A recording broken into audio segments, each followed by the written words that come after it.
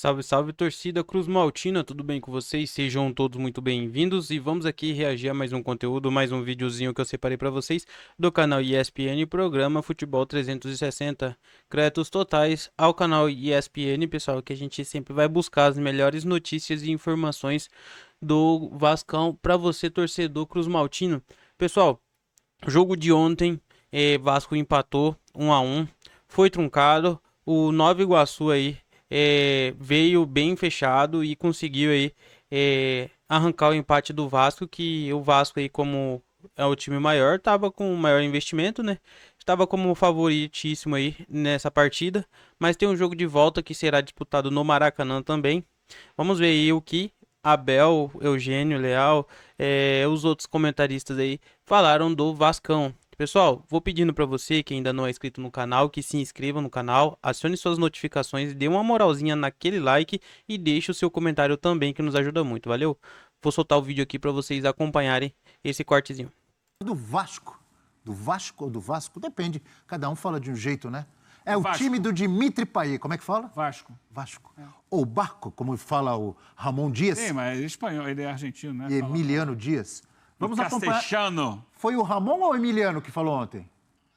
Ah, dessa vez falou o ontem foi o Ramon. Tava na Ramon, hora, ontem né, foi o professor? Ramon. Sempre o filho que fala, Ramon tem que É que falar o também. filho bate e ele assopra. Ramon Dias falando depois do empate. Vamos lá. Seguir compitiendo como lo estamos haciendo. Yo estoy muy orgulloso del equipo. Primero, venimos de jugar hace 3 días un partido importante donde necesitábamos la clasificación para seguir en la Copa.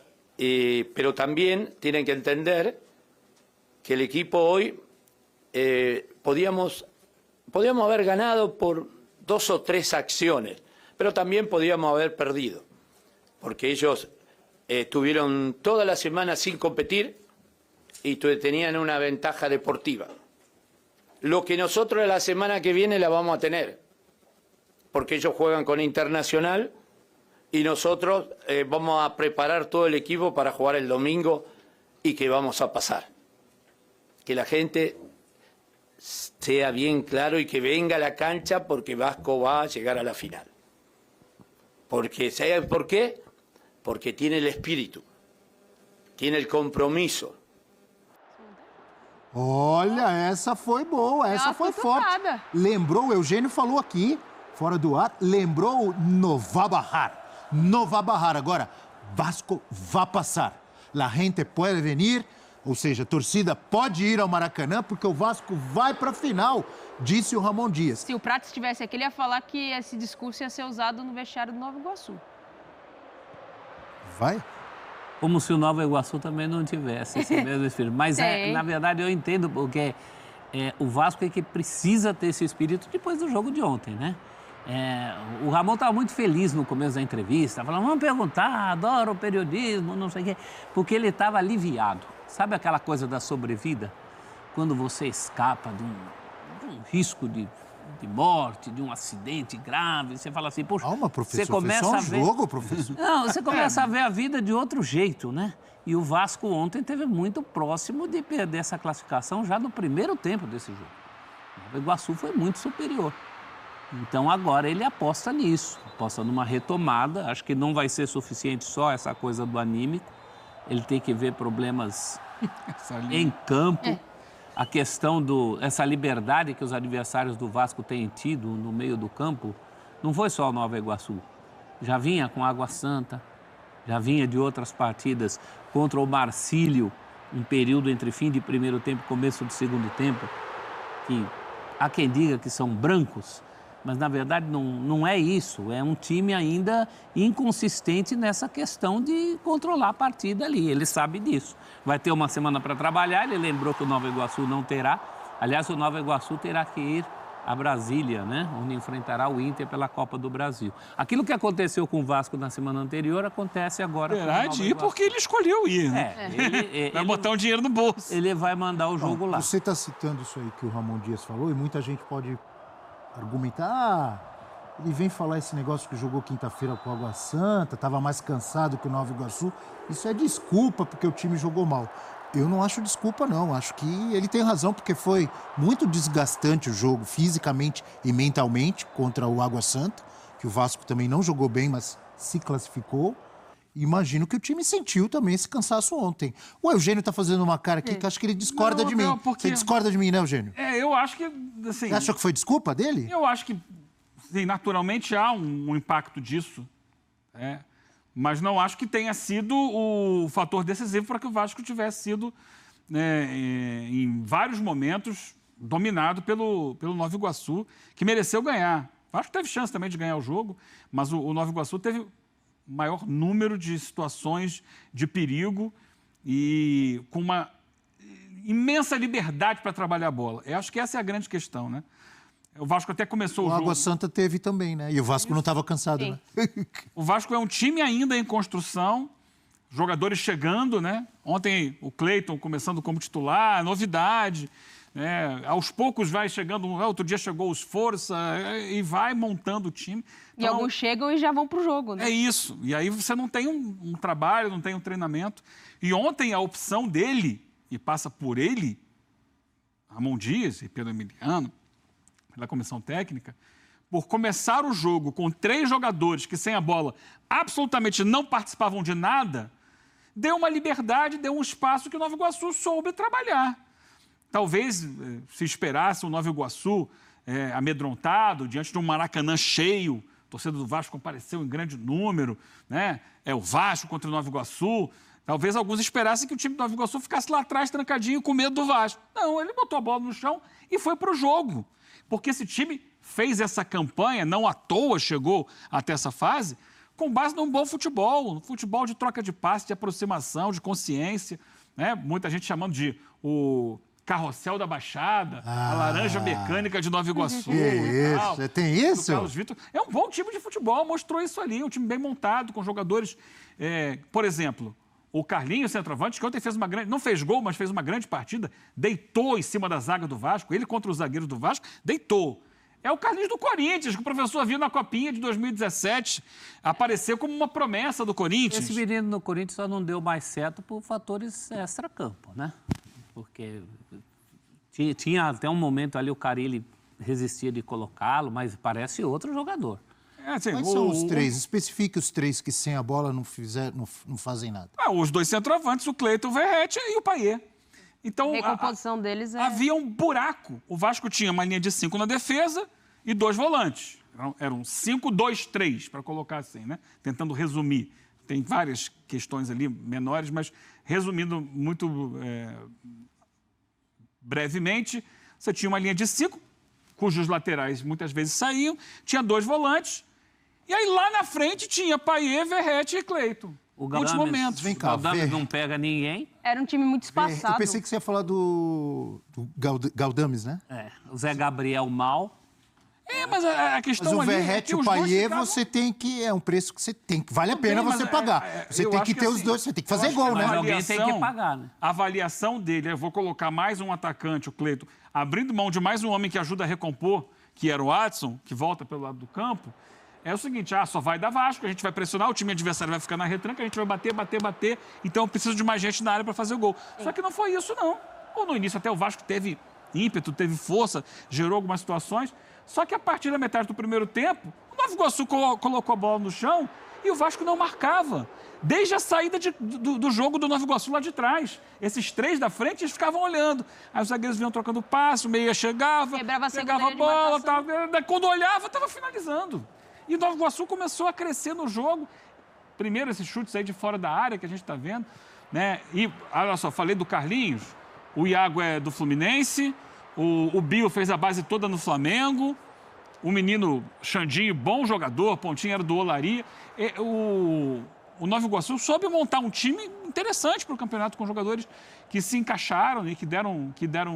E o Nova Iguaçu que deu uma goleada na 8-0 no Itaú. 8-0, né, no Itaú. E uma derrota no campeonato para o Flamengo, né? Não, Nova Iguaçu, assim, chegou à semifinal do Carioca, não à toa. É um time, como disse muito bem o Eugênio, sabe explorar, principalmente quando cedem espaço ali na primeira linha de saída de bola. É um time que gosta de dinâmica de jogo e é bem estruturada a dinâmica de jogo do Nova Iguaçu. e o Vasco deu a oportunidade. O Vasco ontem tinha um buraco entre o Payet e os dois volantes. Ontem. E tem tido uma dificuldade como um todo. Acho que a estrutura do time, talvez a gente possa ontem questionar. isso é exacerbado pela entrada do Cleiton. Isso ficou ontem muito mais evidente do que o próprio jogo contra o Água Santa, porque foi um Vasco ainda mais espalhado no campo. O Vasco tem valências interessantes, coletivamente evolui do que era coletivamente na temporada passada, conta com o volante que não fez um bom jogo, o Zé Gabriel, eu tava com o PEC na cabeça. O Zé Gabriel ontem que não fez uma brilhante partida.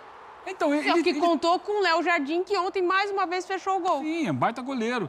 Agora, eu não entro nessa de colocar a culpa nos dois volantes que ele tirou no intervalo. Os dois. Também não fizeram um bom jogo. Ele tirou o Zé Gabriel e o Galdames no intervalo, porque os dois estavam sozinhos contra 4 jogadores. Sim. Então, eles estavam perdidos, não se achavam. Depois, os outros que entraram também não mudaram muito o quadro. Entraram o Matheus Carvalho e o Esforça e a situação do meio-campo foi basicamente a mesma. O jogo muda quando o Vasco vai fazer as substituições e entra o Adson, Sim. que ajuda mais a ter volume no meio de campo. Aí o jogo já estava... Você fecha pelo menos para 3 ali. Já ajuda um pouco mais. E aí é aquele ímpeto ofensivo. É claro que aí já tem o desgaste físico do Nova Iguaçu também. A partir da metade do segundo tempo, o Vasco vai no embalo. Vamos embora, vamos para cima, que a gente tem a camisa, tem a torcida e vai buscar um empate. E poderia ter feito até um segundo gol, mas ainda assim, nesse momento bom do Vasco no segundo tempo, tem alguns contra-ataques que o Nova Iguaçu cria ali que poderiam ter resultado no segundo gol do Nova Iguaçu. O goleiro foi muito bem, a trave salvou algumas vezes, em alguns momentos os jogadores não tiveram as melhores escolhas ali, mas a facilidade com que o Carlinhos se movimentava no meio da zaga do Vasco, sem que ninguém o acompanhasse, ganhando na movimentação, ganhando no corpo, fazendo o pivô, girando em cima dos zagueiros, dando passo para quem vinha de trás, era uma liberdade imensa. Diz ali o Ramon Dias, o Vasco vai para a final.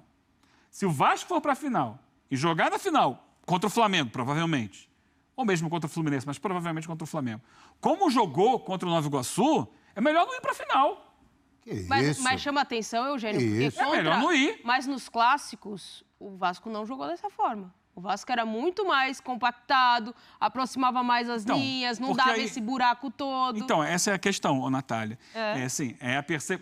A formação tática é outra também. Minha interpretação ontem foi que o Vasco esperava o Nova Iguaçu trancadinho lá atrás e aí botou mais gente no ataque para empurrar, para sufocar. E quando viu, perdeu o meio-campo e quase perdeu o jogo em função disso. É claro, imagino eu, contra um Flamengo, contra o Fluminense, ele não vai se lançar com 3 jogadores que não participam no momento defensivo e deixam um espaço. É um time sem nenhuma compactação e fica perdido sem a bola. O Vasco tem a força hoje da transição e velocidade. O Vasco tem no Payet um jogador que está numa fase muito boa, tecnicamente ele é acima da média. Tem o Verratti dentro da área que faz o trabalho dele, mas ele ainda precisa coletivamente se entender quanto da criação e, principalmente, sem a bola. Porque sem a bola está um buraco. Há uma distância enorme entre os jogadores que os adversários exploram com muita facilidade. Ontem era o Nova Iguaçu, que a gente está elogiando, fez um bom campeonato, é um bom time. Tem uma jogada no primeiro tempo que são 4 jogadores trocando passes ali e termina com um chute de trivela que vai na trave. Então é isso, né, torcida? Venho trazer para vocês aí mais uma notícia aí, que o Vasco, ele sofreu diante do Nova Iguaçu, mas arranca o empate na ida na semifinal do Campeonato Carioca. Lembrando, pessoal, o jogo de volta também é no Maracanã e o Vasco precisa da vitória para se classificar para a final. O Vasco aí ficou no empate de 1-1 no Nova Iguaçu no jogo de ida e Xandinho abriu o placar para os visitantes, com o Pitão deixando tudo igual. E ambos os gols vieram no segundo tempo de um confronto bastante tenso e movimentado, com significativa e melhora do Vasco na etapa final. E no primeiro tempo o time da Baixada fez o torcedor vascaíno sofrer, porque o goleiro o Léo Jardim do Vasco aí apareceu em muitos momentos de confronto para evitar o pior a ser, de longe, o melhor jogador em campo. Os dois times voltaram a se enfrentar voltam a se enfrentar no próximo domingo, dia 16, dia 17, melhor dizendo, às 16 horas, horário de Brasília, no Maracanã. E o empate classifica o Nova Iguaçu, que fez a melhor campanha na primeira fase, para a grande decisão. Na outra semifinal, Flamengo e Fluminense brigam por vaga também na final. No meio da semana, o Nova Iguaçu ainda recebe o Internacional na quarta-feira, dia 13, pela Copa do Brasil. E o Vasco aí tem a semana inteira para trabalhar, mudar, fechar mais a zaga, né? Porque aí Ramon Dias precisa montar um time aí mais protegido, porque aquela zaga ali tá uma mãe, né? Tá uma mãe, porque foram 28 chutes, pessoal, foram 28 chutes. Ou seja, Léo Jardim trabalhou demais. Que bom, né? Que bom que ele é um bom goleiro, porque senão poderia ter sido uma goleada. Pessoal, muito obrigado por ter acompanhado essa matéria até o momento. Não se esqueça aí de se inscrever, você que ainda não é inscrito, deixar o seu like e o seu comentário também, que nos ajuda muito. Valeu? Fiquem com Deus e até a próxima notícia.